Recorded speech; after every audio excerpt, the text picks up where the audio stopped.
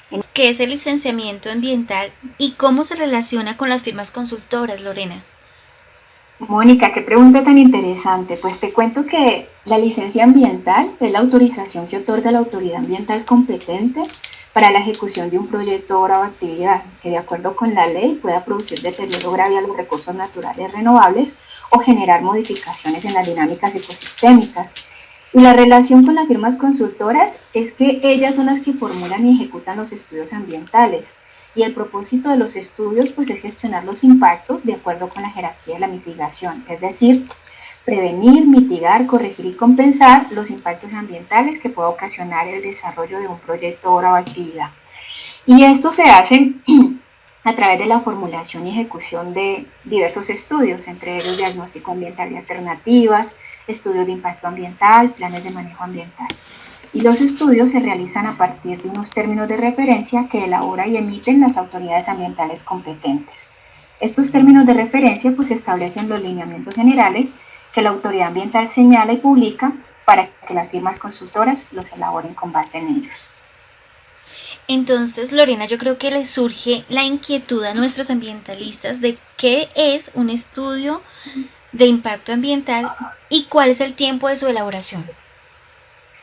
Bueno, les cuento a los ambientalistas que un estudio de impacto ambiental es el instrumento básico para que la autoridad ambiental competente tome decisiones sobre la viabilidad ambiental de un proyecto, obra o actividad. Esto a partir de lo que demanda el decreto 1076. Les decía que el propósito de un estudio de impacto ambiental es gestionar los impactos de acuerdo a la jerarquía de la mitigación, y esta indica que los impactos deben en primera instancia evitarse, luego mitigarse, corregirse y compensarse. Y con relación a cuánto tarda su elaboración, pues te cuento que los estudios ambientales se elaboran generalmente en tres etapas: en una etapa precampo, campo y poscampo. En la etapa precampo, los profesionales revisan los documentos estratégicos, los planes de ordenamiento territorial, los planes de desarrollo municipal, los PONCAS, se revisan las bases de IGAC, se compra imagen satelital, se realiza cartografía preliminar, se establecen todos los formatos de campo y en general se coordina la logística, se compran los vuelos, el alojamiento, la alimentación, se compran los materiales, se solicita acceso a los predios y esta fase precampo puede durar aproximadamente un mes. Tenemos además la fase campo.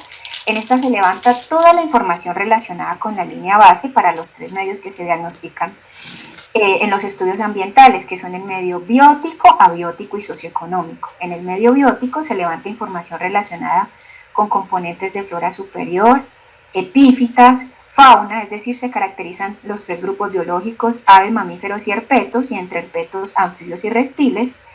Además se hacen los recursos hidrobiológicos, o sea, se levanta información relacionada con bentos, perifitos, zooplancton, macrófitas, peces. Para el medio abiótico, los profesionales en campo levantan información relacionada con los componentes de geología, geomorfología, geotecnia, suelos, atmósfera e hidrología. Se hacen todos los monitoreos, van los laboratorios y hacen las caracterizaciones de agua, de ruido, de suelo.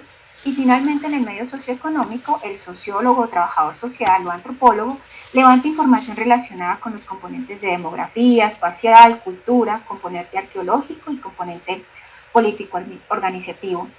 Y para terminar, pues está la fase postcampo, es decir, ya el profesional llegó del campo, ya levantó la información y en oficina o en su lugar de trabajo tabula la información, la analiza y genera los entregables. Y en consecuencia, Mónica y Daniel, y para toda su audiencia de los ambientalistas, pues un estudio de impacto ambiental se elabora como mínimo en 6 meses, porque dependemos de muchas cosas.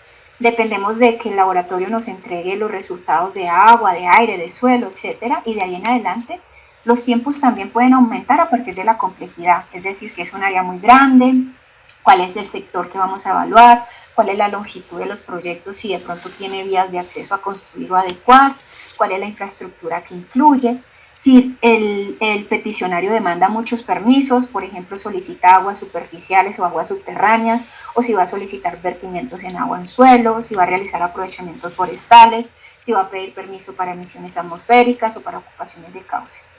Y en consecuencia, pues el tiempo depende también de la situación de orden público, es decir, si es fácil o no acceder a la zona, y de la programación que también nos den los líderes sociales para generar todos esos procesos de lineamiento de participación.